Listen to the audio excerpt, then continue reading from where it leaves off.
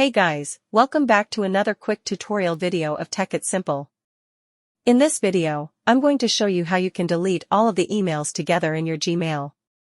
So, without any further ado, let's dive right into this exciting video.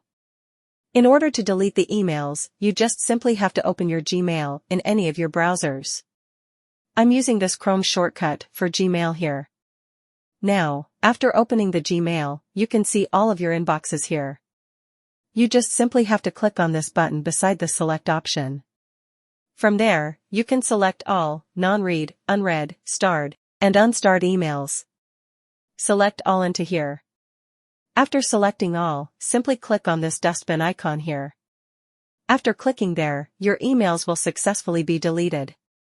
I hope this video was helpful for you. If yes, don't forget to like, share, and subscribe to the channel to never miss another update. Thank you for watching the video.